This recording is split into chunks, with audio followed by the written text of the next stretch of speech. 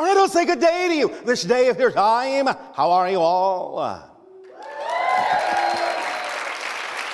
All right. We thank you for the co-creation of this interaction. Once again, it is always our passion and our pleasure to interact with each and every one of you in this way.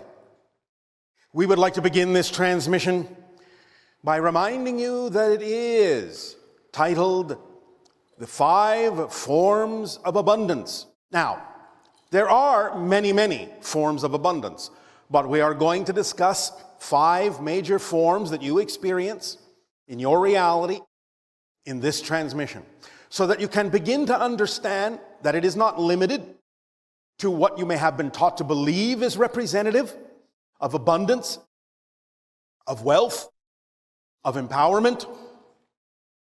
So, let us begin with the 5 forms that are most common in your world, so that you can open up to all the various forms and allow them to support you, allow them to serve you more synchronistically in your life. First and foremost, let us begin with the one that pretty much all of you are familiar with on your planet, called money. We understand that there is a great deal of focus on this particular form in your society. Now, there is nothing wrong with the idea whatsoever. Money is simply a way of saying that you have decided, you have agreed in some form of consensus reality that there shall be some object, some artifact that symbolizes the power to exchange. And you can create that to be in any number of forms. You have decided that there are certain elements, certain objects that you consider to place this value in and agree to abide by the idea that it has continuing value so that you can utilize it in your economy. Now, the one thing, of course, we would like to point out that seems very interesting to us is that this form of economy that you have, based on the idea, for the most part, of money, is actually not really based in terms of its efficacy on the actual object. It is actually based on the emotional fluctuations of your members in your society. The idea that your so-called stock markets rise and fall based on the emotional variances in the individuals in your society seems a very interesting and kind of unusual way, from our perspective, to base an economic system for an entire society, because then it is not something that is actually stabilized. It is something that constantly fluctuates with how you happen to feel on any given day. This has served you for a while. It is something that will change in your near future, in the years to come, but nevertheless, the idea in and of itself of creating a form of abundance based on some symbolic object or agreed upon form of exchange is absolutely fine. And this is one form that most of you are to some degree familiar with.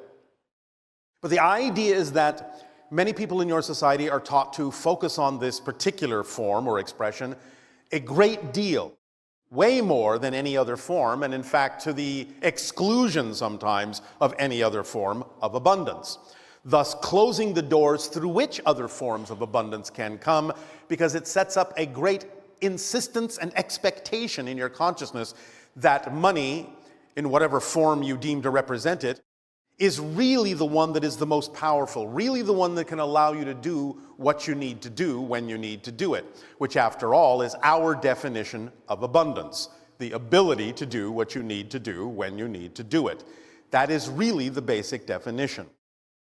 But the idea is that there are 4 other major forms that you experience on your planet and can experience more often.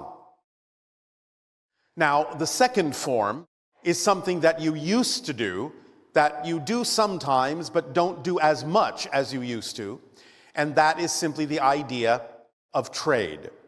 Obviously, if you have something that someone else wants, be it an object or a skill, you can trade for it.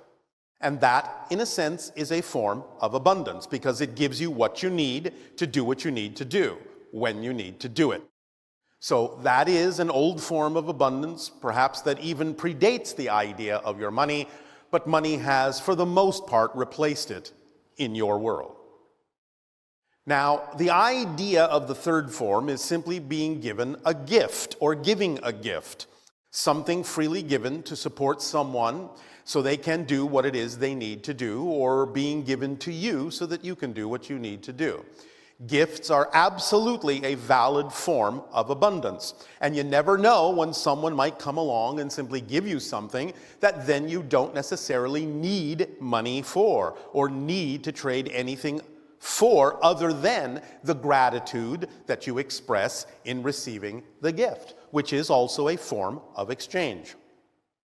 Sometimes individuals on your planet, when it comes to the idea of giving or receiving gifts, are a little bit reluctant to do that. They sometimes like to serve and give and give and give, but they are reluctant to receive because they think that there might be something wrong with that. There is absolutely nothing wrong with it. And in fact, if you look at it from another point of view, the idea of allowing someone to give to you is a form of giving to them, because they get just as much joy out of giving as you yourself might.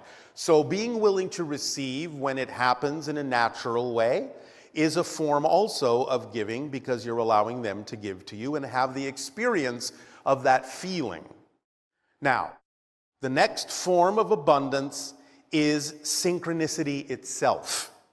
Because when you are moving through life and you come upon exactly the information or the object or the person you need at that moment that supplies you with an understanding or information to allow you to continue to keep moving on your path of least resistance, on your path of highest passion, then that is also a form of abundance. Again, reminding you that it simply goes back to the actual definition of having the ability to do what you need to do when you need to do it. So synchronicity is a form of abundance. The fifth form of abundance is imagination or inspiration, whatever you wish to call it. Because the idea is that when you allow imagination, which is the conduit of communication between your physical and higher mind, to be open and functioning in a balanced way, imagination and inspiration provides you with a new idea, new paths, new information that you can use to perhaps change your course or do something you didn't think of doing before that may actually be more representative of your true path. So the idea of money, the idea of trade, the idea of gift giving, the idea of synchronicity, and the idea of your imagination are 5 major forms of abundance that exist in your reality. But the idea, again, is that for most people on your planet, they close the doors to almost everything except the idea of money, except that particular expression, thinking that that really doesn't necessarily get you what you need. But very often it can actually be the path of least resistance, those other 4, that can give you what you need and support you even more quickly sometimes than the idea of money. But this is fundamentally how it works. When you are acting on your passion, whatever it is you need at that moment for support in some form that allows you to continue to act on your passion will come usually in a combination of the 5 forms. Sometimes it may be 2, sometimes 3 or 4, but a combination of forms. It doesn't always have to come in just one way, in just one of the forms. Very often it actually works more efficiently if you will be open to allowing all of the forms to come in when and how they need to work together to create the support that you need. So sometimes you may suddenly find yourself getting a little bit of money, and then a synchronicity will add itself to it, or a gift will add itself to it, or you will be inspired by something that will add to your ability, or you'll be able to trade something that will add to your ability to do what you need to do when you need to do it. The idea is to allow the proportions and the ratios to come in to form the 100% version of abundance that you need, but that 100% may be made of a little bit of this and a little more of that and a little bit of that. Let it come in that way, because that is usually representative of the easiest way, the path of least resistance for you. And when you open up to all the forms of abundance, things can happen in a much more accelerated way.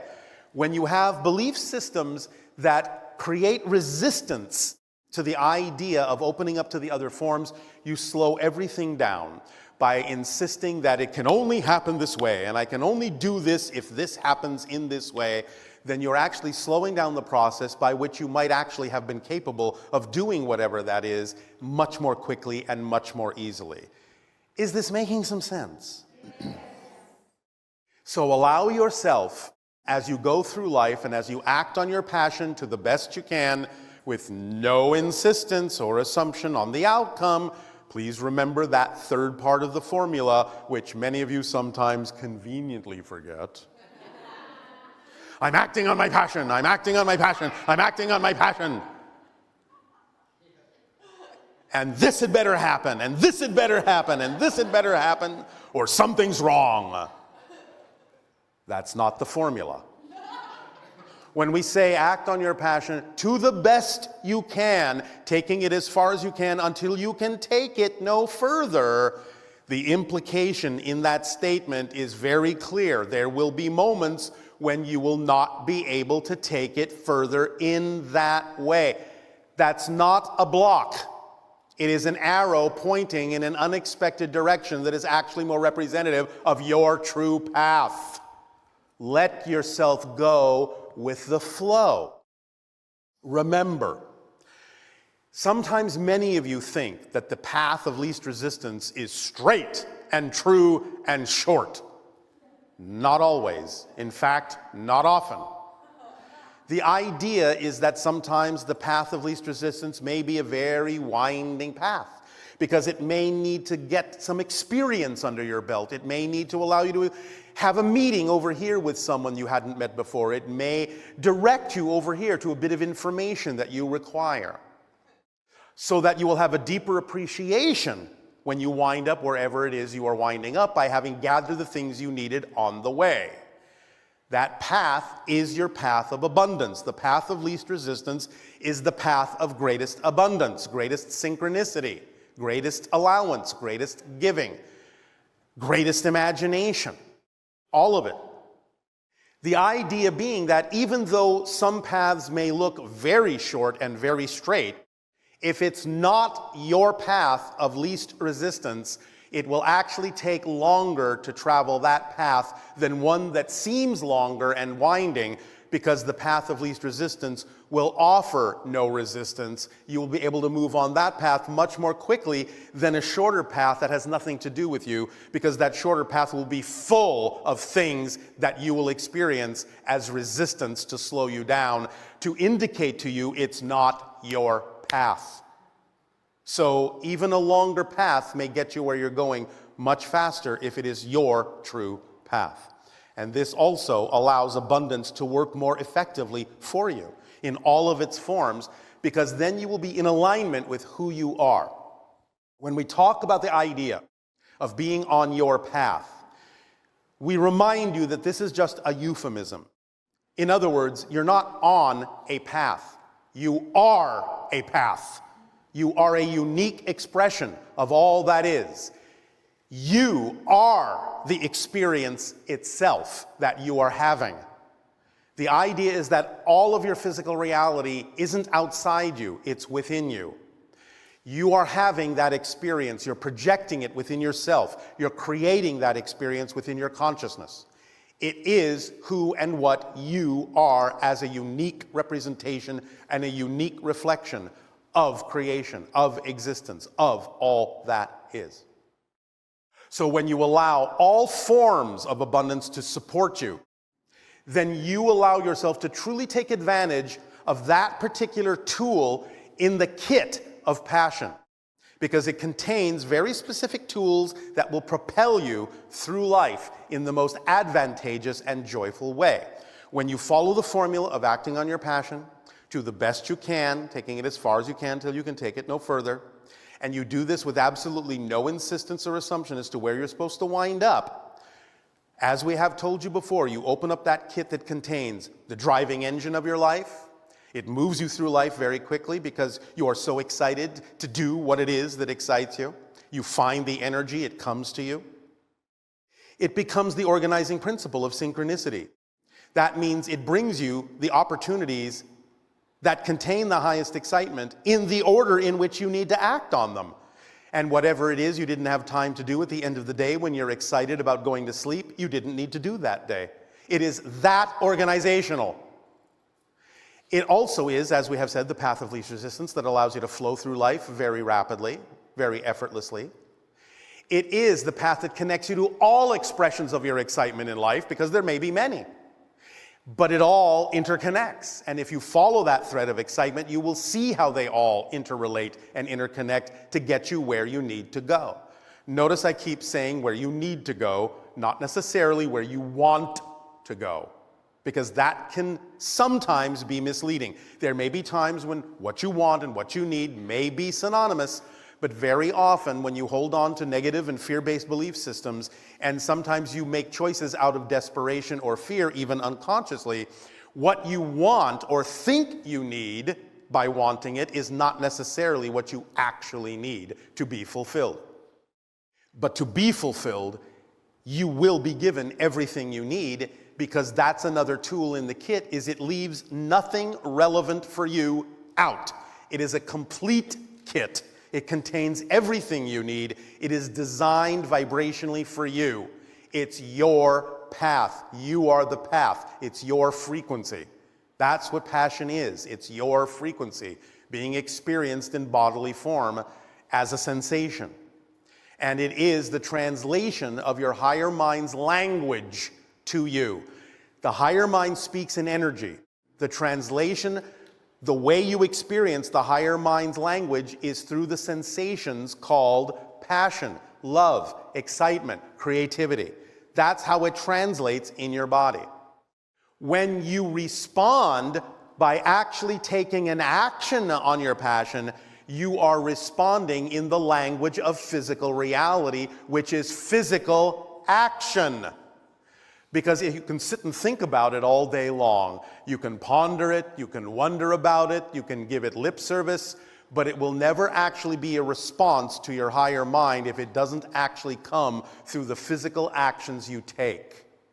So the idea is that when you do take the physical action, you are demonstrating to your higher mind that you recognize that the passion is who you are. You're willing to act on it. You are committing to act on it. That's a response the higher mind understands from the language of physical reality, and therefore it will give you more to be excited about, and more to be excited about, and more to be excited about, because you're willing to act on the excitement, and act on the excitement, and act on the excitement. If you're not acting on it, why should the higher mind send you more passion, more excitement? You're not doing anything with what you've already been given. You have to get the cycle going. You have to get it running and keep it running by constantly acting on that passion. And therefore, you're having that conversation, you're having that dialogue with your higher mind, and you're acting as a whole person, half in spirit, half in physical experience, the whole person working together in concert, in a partnership. So, the idea then is that the kit of excitement, the kit of passion, also contains the reflective mirror that reveals to you anything that might be out of alignment in your belief system with your passion, so that you can identify it, see why it's there, realize it has nothing to do with you, realize it's out of phase with your vibration, and let it go and add that energy back into your momentum, into your excitement. But the idea of discovering something that doesn't excite you, that's part of your excitement. It's not a block in your excitement. It is part of your passion to find out what beliefs are not part of your passion. Because then you are clarifying, accelerating yourself in that way by stripping away all the things that don't belong to you. Please remember, your own baggage weighs nothing. If you feel weighed down, you're carrying someone else's bags, someone else's beliefs, your parents, your friends, your society, your schooling, Wherever they came from, if you feel weighed down, that should be your first clue that you're carrying around baggage that doesn't belong to you. Drop it, and you will feel much lighter and be far more vibrationally receptive to all the different forms of abundance and support that are capable of coming to you in your life as the path that you chose to be. Does this make sense? Yes. This is how it works. Please, please, please, again, understand. We are not giving you a philosophy. We are not giving you an opinion. We are describing an observation of how reality is structured, how it works. This is literally an instruction manual. By following the instructions, you allow the machine to work to your advantage. If you throw the instruction manual away, the machine may work, but you might also injure yourself. So the idea is just follow the instructions. Act on your highest passion every moment that you can. Take it as far as you can till you can take it no further.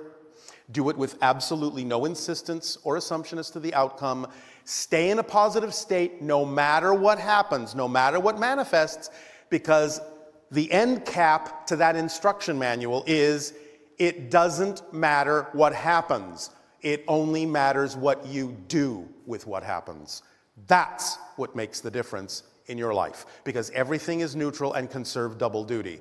So even though something may have originated negatively, even though someone else's experience or opinion of it may be negative, if you stay in a neutral state and in a positive state by knowing that you must be experiencing this for a positive reason, no matter how it looks, you will also and always derive a positive and beneficial effect from it, no matter what anyone else is getting out of it.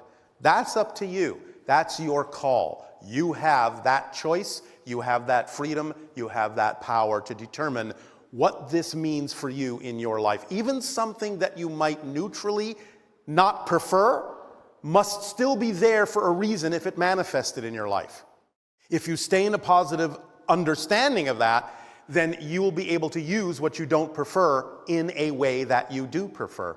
It will still give you some benefit. If nothing else, sometimes things manifesting that you don't prefer more clearly delineate the difference between what you don't prefer and what you do prefer, and that's a positive effect. So always use it to your advantage. It's always your choice to do so. You always have the ability to make that choice. And then you will experience the idea of abundance in all its forms. You will go with the flow of your own current in creation, and you will experience the effortlessness and the joy that life has to offer. It's up to you. Does this make sense? Yes. All right. We thank you for allowing us to share this concept with you this day. And in return for the gift that you are giving us in allowing us to interact with you, I ask you now, in what way may we be of service to you? Please begin with your questions and dialogues if you wish. All right, outside. How are you all this evening of your time as you create time to exist? Great. Allow us to refresh ourselves upon the idea and the concept of perfection. We have discussed many times with you the idea that in your lives, very often you are taught, that even when you create the idea and the notion in your lives of what you call a spiritual path, that the reason for this is for the attainment and the achievement of perfection. But recognize once again, as we have shared many times, our perspective is that you will never achieve perfection because you are already perfect. The idea does not mean that you will not grow, not expand, not change, not transform, not learn something new. But it is simply an allowance, a recognition of allowance in your lives, that at any given moment, the idea you are being, the reality you are expressing, the events you are experiencing are, for their own reasons, perfect in themselves. This relaxation, this attitude, this backing off from yourself in that way, rather than applying so much pressure to the idea to be more perfect, is what allows you to know that you can always become a different type of perfection at any given moment, perhaps a more expanded type, but you will always be, at any given moment, the absolute perfect manifestation of whatever idea you are being at that moment. Your willingness to allow that moment to be perfect in and of itself is what paradoxically allows you to create the next and different perfect moment.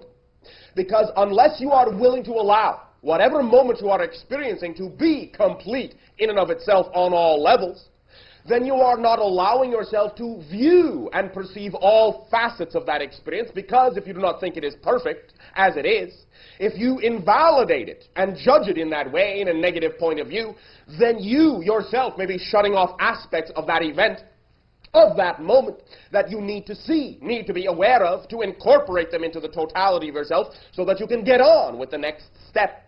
Every moment is a stepping stone to the next moment. And if you invalidate any stepping stone, then you yourself remove from the path you are the ability to get to the next stepping stone.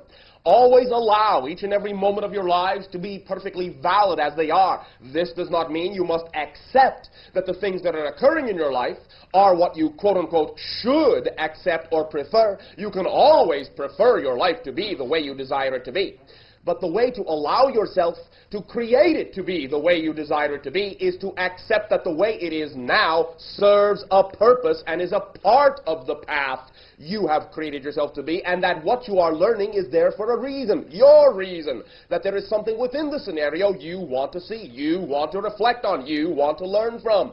And in accepting and acknowledging the way your life does unfold, that is what gives you the recognition of the empowerment you have to create your life to unfold in the direction and in the manner you most desire it to be. So simply do allow yourself to reflect at any given moment that no matter what your choices, every scenario for what it is a perfect manifestation of that scenario. You can prefer perfect harmony and perfect ecstasy, or you can prefer perfect misery. But both are perfect expressions of the idea you are reflecting at that moment. And when you allow it to be there for a reason, then you can extract from that scenario what will most assist you in reforming the idea, redirecting yourself, and creating what it is you desire to experience most in your reality. Many individuals will pressure themselves in many different ways to strive, to struggle, to try to be more perfect. Will set themselves goals and ideals in that way that continually deny the validity they possess at that moment. In that way, you deny yourself all that you truly desire as well. For if you do not believe yourself complete in that moment, then you, by your own definition, insist that you do not have the capability of creating what it is you say you desire to attract into your lives. Knowing that you are complete, perhaps focused not in a way you prefer to be, but knowing you are complete gives you the opportunity to know that at any given moment, you have the ability to refocus yourself in any direction you desire. You lack nothing. You have all the tools and all the abilities you require at any given moment to be anything you are willing and bold enough to believe you can define yourself to be.